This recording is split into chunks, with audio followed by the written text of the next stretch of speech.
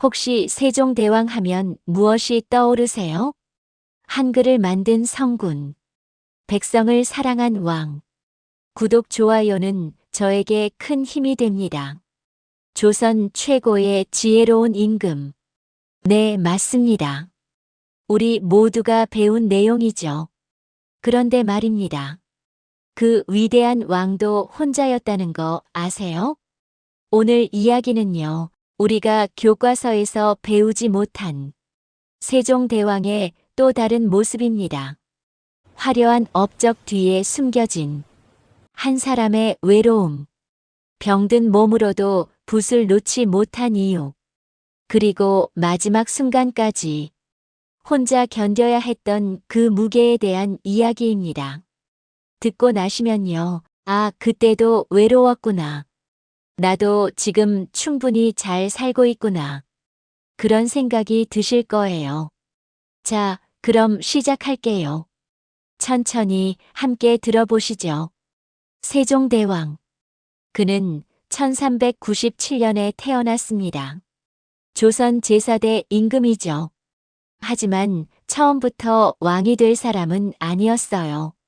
세종은 셋째 아들이었습니다. 형이 2명 있었거든요. 당시 조선에서는 맏아들이 왕위를 잇는 게 당연했습니다. 그런데 역사는 예상치 못한 방향으로 흘러갔죠.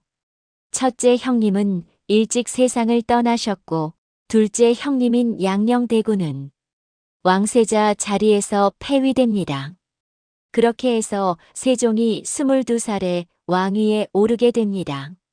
처음엔 기뻤을까요? 아니면 두려웠을까요? 기록을 보면요, 세종은 책을 정말 좋아하는 학자 스타일이었다고 합니다. 권력보다는 학문, 정치보다는 연구, 그런 사람이었어요. 그런데 갑자기 왕이 된 겁니다. 왕이 된다는 건요, 단순히 지위가 높아지는 게 아닙니다. 온 나라의 백성을 책임져야 하고, 신하들과의 정치 싸움도 감당해야 하고, 혼자서 모든 결정을 내려야 하는 자리였습니다. 세종은 그걸 알았을 거예요. 하지만 피할 수 없었죠. 왕이 되고 나서 세종은 정말 열심히 일했습니다. 새벽부터 밤늦게까지 책을 읽고 신하들과 회의하고 정책을 고민했죠.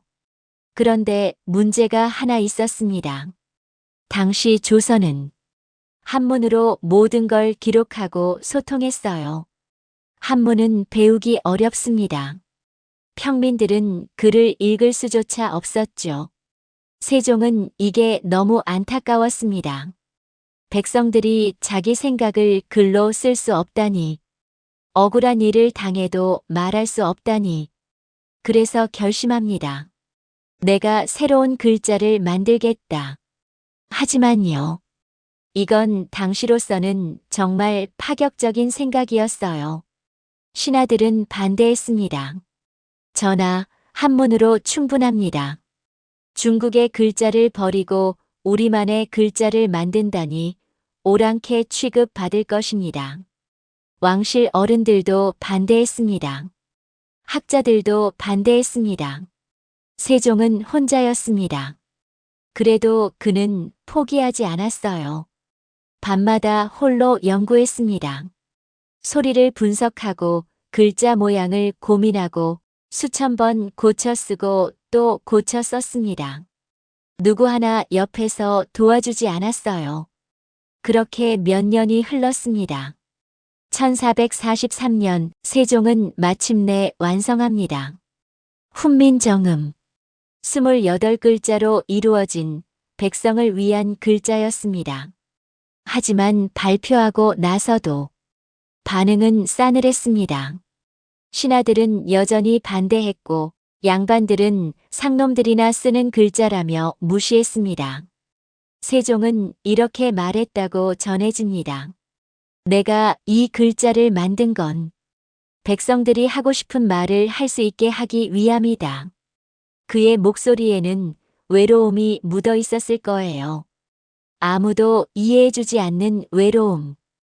혼자서 옳다고 믿는 길을 걸어야 하는 무게. 그런데요. 더 안타까운 건 세종 자신도 이 글자의 진가를 끝까지 보지 못했다는 겁니다. 세종은 평생 몸이 약했습니다. 기록을 보면요. 당뇨병, 안질, 피부병 등 여러 질병에 시달렸다고 나와 있어요. 특히 눈이 많이 나빠졌습니다. 책을 너무 많이 읽어서요.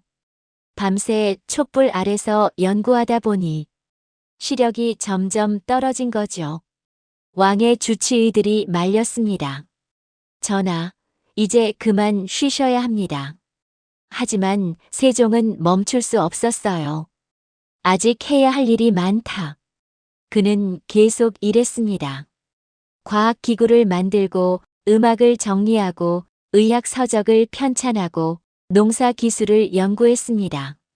왕이면서 동시에 과학자였고 음악가였고 의학자였습니다. 그런데 그럴수록 몸은 더 나빠졌어요. 궁궐 안에서도 세종은 점점 외로워졌습니다. 신하들은 정치 싸움에 바빴고 가족들은 각자의 삶을 살았습니다.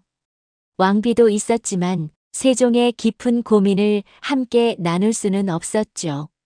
밤이 되면요, 세종은 홀로 촛불을 켜고 앉아 있었습니다. 1450년, 세종은 병이 깊어졌습니다. 이제 더 이상 붓을 들 수조차 없을 정도였어요. 하지만 그는 마지막까지 백성을 걱정했습니다. 내가 만든 글자를 백성들이 쓸 수 있을까?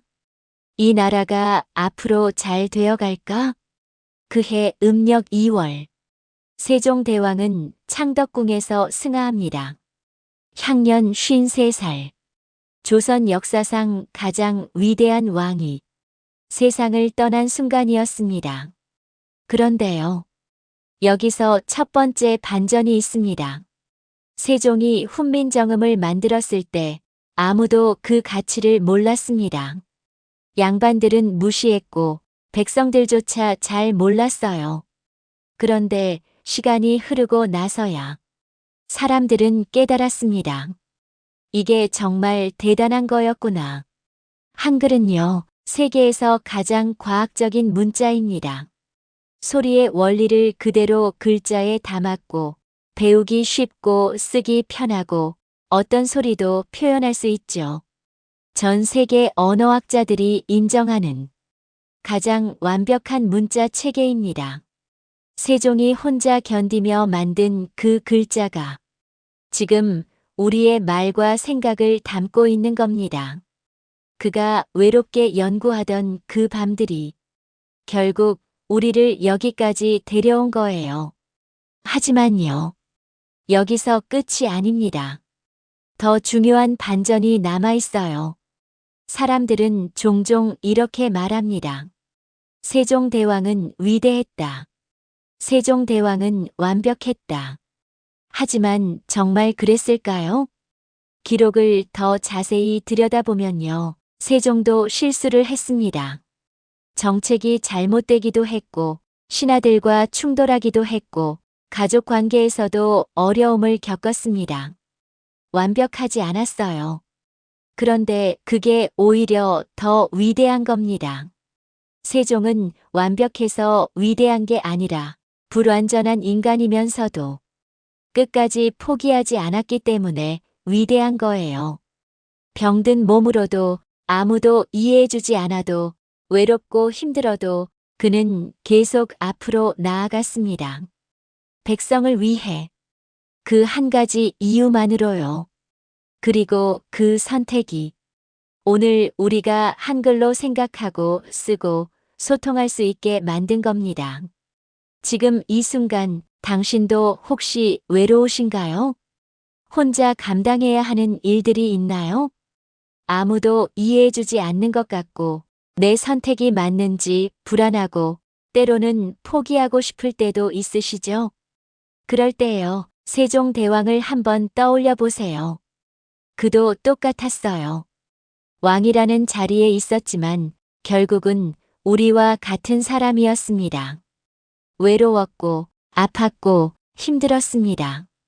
하지만 그는 견뎠어요. 그리고 그 견딤이 지금 우리에게 한글이라는 선물을 남겼습니다.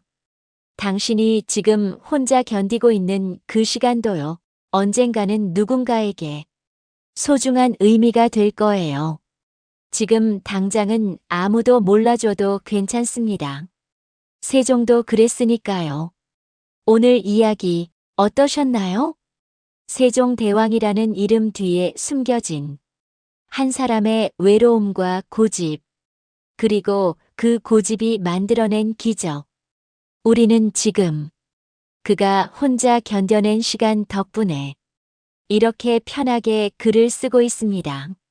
생각해보면요. 지금 우리는 정말 괜찮은 시대를 살고 있는 거예요. 한글로 자유롭게 표현하고 누구나 글을 읽고 쓸 수 있고 말하고 싶은 걸 말할 수 있는 시대. 세종이 그토록 바라던 세상이 지금 여기 있습니다. 그러니까요. 당신도 지금 충분히 잘 살고 계신 거예요. 혼자여도 힘들어도 외로워도 당신은 지금 이 순간을 견디고 계시잖아요. 그걸로 충분합니다. 오늘 이야기가 당신에게 작은 위로가 되었으면 좋겠습니다. 만약 떠오르는 분이 있다면 조용히 이 영상을 공유해 주세요. 나도 이 이야기 들었어. 너도 한번 들어봐. 그렇게요. 다음에 또 좋은 이야기로 찾아오겠습니다. 여기까지 들어주셔서 고맙습니다. 당신은 지금도 충분히 잘하고 계세요.